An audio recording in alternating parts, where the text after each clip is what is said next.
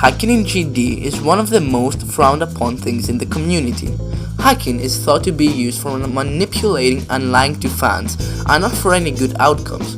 While that is still true, there is much more to hacking in Geometry Dash. There are many different types of hacks, and different on how they're used. For example, back in the early stages of the game's history, hacking wasn't thought of much, and nowadays, when something without clicks or without solid evidence is considered hacking. However, hacking could be used for many different reasons, either bad or either good, and through the community's history there are many examples of that. However, all of them have something in common, which we will discuss today in this video. So sit back and relax while I explain hacking in GD. Hacking in GD was seen around the early days of the game, through 1.3 and 1.6. Hard levels were often verified with glitches that existed throughout the game and were exploited to make levels as hard as they could ever get.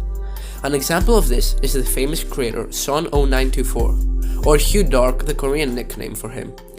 He is famous for making the famous and extremely difficult series, the Hell series. These levels were relied on near impossible jumps and extremely hard timings. Back in the day, you didn't really need any sort of video proof to prove that you are legit. Just uploading it to the servers or a screenshot was enough to prove your legitimacy. Son made 4 of these levels, and all of them gaining a huge amount of attention. Later on, Sari, a former Korean player and creator, claimed to have beaten the Hell Zone, and it was an extremely hard challenge for him. However, the next Hell level, the Hell World, people would start asking Sari to beat the level, and started even asking for any sort of video proof to back up his claims. However, Sari said that it would have been too much time to invest in one level, and the recording would be ridiculously long. Later on, Son was trying to get exposed by the community, since they were thinking that such levels aren't possible to be done. People started to gather evidence until enough was found to officially call him out. Son was exposed for using a 2.1.2 editor bug that lets you pass a level in one instance. This destroyed his reputation and was even banned on GW. Later on, he came back to say one last message, and that was a sincere apology to the community. In that post, he said that he found a bug while he was playing and thought that he could use that to make the hardest levels of all time, and maybe one day he would become famous. He also said that he wouldn't come back to the game he ruined for himself. Now that was a bug and not necessarily hacking, but it was still cheating, exploiting the game and trying to show off fake skill. This is the main reason hacking is done: fame. Hacking isn't about the stars, the demons, and stuff, but what you are rewarded with. Most hackers nowadays have a YouTube channel. It isn't a surprise that the hackers we're concerned about are the ones that are on YouTube. Most people don't care about the levels leaderboard hackers, or the ones who brag that they beat Sonic Wave in one attempt by showing that cool 100% next to their comment. Although they are annoying, they aren't harming to the community to any serious extent, but they're doing it for their own entertainment or trolling comments. However, the ones online are doing it for a completely different reason: attention. Most hackers nowadays try to trick their own fans into believing their legitimacy. This manipulation is used to create a fake sense that the player they're watching is one of the best in the game. This leads to people congratulating them when they beat certain levels, shoutouts, and huge verification projects. The most recent example of this is Xander556, which supposedly verified the new #1 extreme demon, Zodiac, legitly. People weren't suspicious of him until a few weeks prior to his confession. A group of people tried to expose him. Once Xander found out about this, he quickly turned his mind to confessing before he got any hate or backlash. Now let's take a similar example of the situation of Xander, but in 1.9. Cyclic was considered one of the best players in 1.9, and was competing and started one of the greatest rivals against Riot. He was the first to beat Cataclysm and started to beat many other extremely hard levels at the time. However, his Hell World Rebirth video had a suspicious jump in it, and people assumed it may have been a cut. After many people were questioning Cyclic, he confessed cutting the Hell World Rebirth and that he was sorry for lying to his fans. Later on, he made the infamous Sonic Wave, the light blue version, and verified it. People were really surprised at how much difficult the level was. However, they didn't give it much attention, as Riot was progressing fast on the new #1 demon, Bloodbath. Then Cyclic tried to make the levels as hard as possible, and updated the level and made it to the version we all know. He later on claimed to have verified it. However, later on, he supposedly quit and came back to only say that every major achievement of his was hacked, which was a big surprise. Everyone was shocked. Many were mad at him for lying, but many of them forgave him. But why? Why after hacking, lying, manipulating, and gaining loads of fame do people forgive you? Or an even bigger question, should hackers be forgiven? Players always try to forgive a hacker if they have made a sincere and honest apology. And why is that? They still hacked, try to get attention, and many more. The answer is just pure sympathy. People usually feel sorry for someone that has to leave something, or that they're sad about a thing they have done wrong, and they always try to make them feel better. Let's take a real life example of this. You're in school, you see a kid upset for any reason possible. Wouldn't you try to make him feel better? Tell him everything is fine? Well, at least one person would do. Hackers usually are forgiven even after their mistakes, but should you forgive somebody? Can it have positive or negative consequences? As I said, a player has recently hacked a level and got exposed. The player's reaction is to make an apology, either with text or a video. Usually an apology goes by the words, "I am sorry, I regret what I've done, I won't do it again." But how do you know if they're being truthful?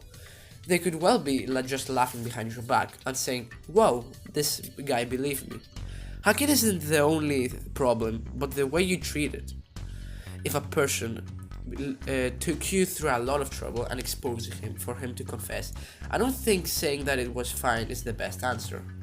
After all, you're giving them what they want. Every hacker wants to be forgiven and have a brand new start. Wait though, what do you mean by a brand new start? It isn't a brand new start. The fame they have gotten from hacking is a lot more than a brand new start. Having 10,000 or even 1,000 is still a lot more than starting from zero. Let's take an example, Guitar Hero Styles. Currently the biggest Geometry Dash channel. He grew his channel from hacked replays. After confessing, he started a brand new career without hacking and started making more content in general. I'm not saying that he got 1.7 million subs from hacking, that's far from it. I'm basically saying that hacking is a great head start, which is really unfair for the smaller channels. However, when you hack for the sole purpose of making money, then things get wrong.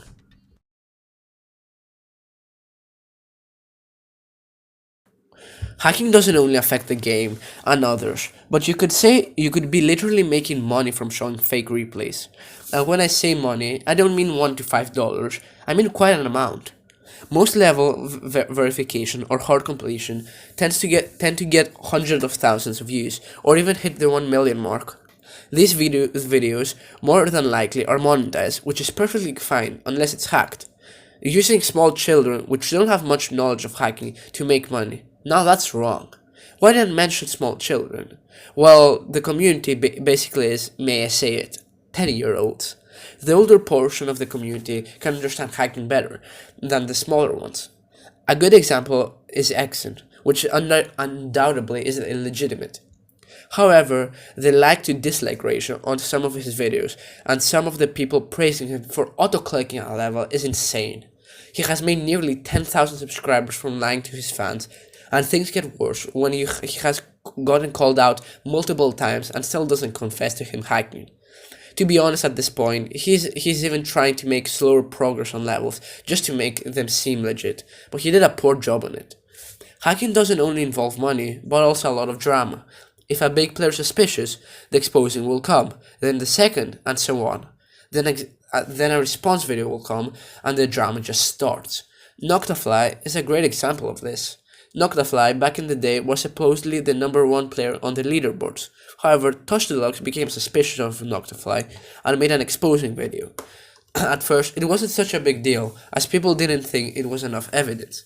However, when Riot and literally all the big names in the community attempted to expose him, serious business went down. Drama usually isn't the best things in some cases, but it can help the community a bit. Drama in GD is actually quite a positive thing, at least for RobTop. It accumulates a lot of traction and views, and makes older players and new players come back together in the game. However, apart from the drama, can hacking be positive in any way? Has it helped the community, or is it just for the worst?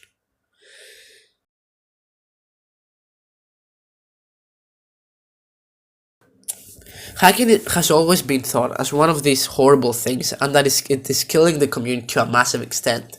Although it can be taken that far, it also can be surprisingly useful. Let's take building for example. Since we have been waiting in 2.1 for way too long, and none of the unlimited scaling, unlimited objects things have come out yet, we have made our own. These are incredibly helpful for building levels, and nowadays most feature levels use them for either making the level better or if it just has way too many objects.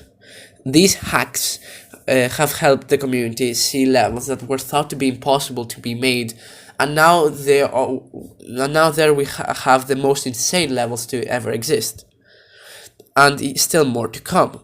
However, can malicious hacks be good as well?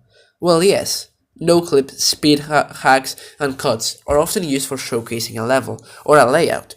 These are used to make the process a lot easier than having actually to beat the level before uploading. This is now one of the most common things we see in GD, and to be honest, it is usually for the good of the community, since it generates a lot of hype for new levels that are to come out, and possibly a new number 1, which is always exciting. They could, however, be used for a massive amount of clickbait, but I'm not going to touch on that today. Now there's an extra hack called the FPS bypass, which makes your monitor think you're running at a higher frame rate, making the input lag less, making it easier. This has been banned from the demo list for a few different reasons, but that doesn't mean it's bad. To be fair, it's more of a good thing, since people can't afford a 144Hz monitor just yet, and could use it as an alternative of playing.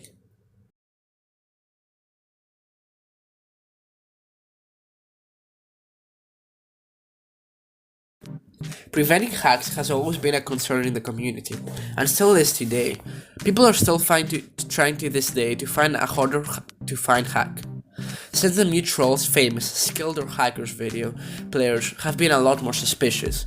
Players now don't even believe a recording that has no clicks in it, since they really don't want to make sure of it. But is it possible to prevent this at most, or even can make it easier? First of all, we have to raise our standards on what we can accept as legit and not legit. So far, the demons list, as far as I'm aware with, they do not accept completions without clicks, which is the first thing that should happen. Completing a level with clicks is undoubtedly a good method of showing your legitimacy. This is because clicking shows you that you're in fact clicking your mouse to give a computer a task to do. However, it is still possible to fake this. Editing fake clicks to a 3-minute video isn't really hard at all. I have done it myself as an experiment.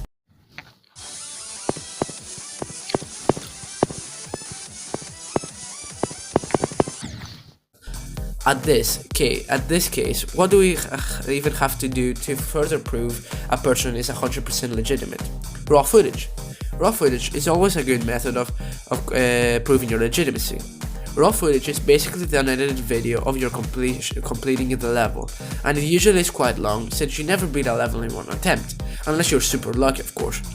This usually proves that you're legit, unless you don't have clicks, in that case it's really easy just to speed up the video and make it seem legit. Having clicks in raw footage is really hard to fake, since a recording that is 30 minutes long and you have to edit every single input in it isn't it that all that easy. You can still fake this if you have the time and dedication, but I doubt anyone will. Now there are some other ways we could prevent them, but how can we catch hackers? How can we expose them? First of all, we have to see if they have streamed their completion with clicks. If they have, they're legit, so we really don't have to worry about them. Now we have seen a person without clicks, and that has completed a reasonably hard level, we have to look a bit deeper. First of all, we gotta see if there were any cuts in the level that requires us to go in a decent editor and slowing the video down to 0.25 speed, or at least 0.5. This will make the FPS much slower, which will make us spot any sort of cut more easily.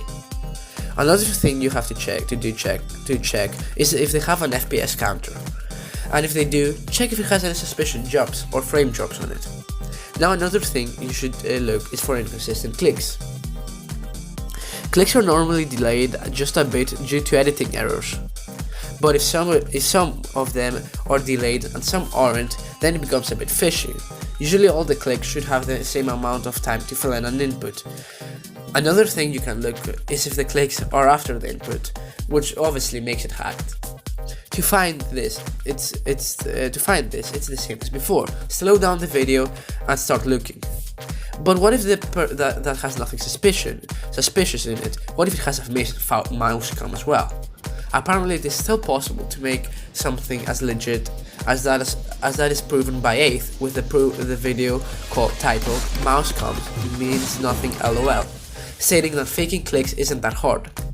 Well, if you're really suspicious of the player because he either has a history of hacking or just beat something that was considered impossible or extremely hard for those little attempts, your only bet is to let someone else legitimately run and then slow it and look at the player's pulsing.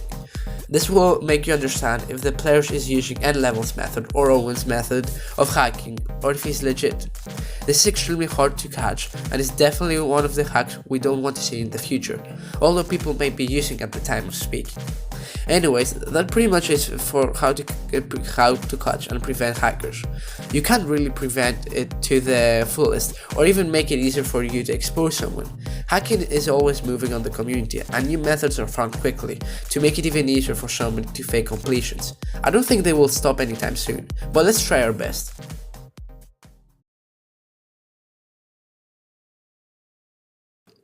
So in conclusion, hacking differs on damage and on how it is used. Either it is used to manipulate and make money, or if it is just to showcase a certain level, or even make a better level after all. Although all of these are different, but to be fair, hacking should be much more strict when it comes to playing, since there are many dirty things you can use them online. Other hacks such as building hacks aren't a problem, apart from stealing a personal level. Hacks can cause a lot of problems, but also some influential things. Like, think about it. Astral Divinity, one of the most loved levels by the community, used these so-called hacks. But anyways, I hope you enjoyed and learned something new about hacking and what could be done by using it. Be sure to leave a like and if you enjoyed, and leave your thoughts in the comments down below, and any feedback if you want. But for now, I'll see you next time. Goodbye!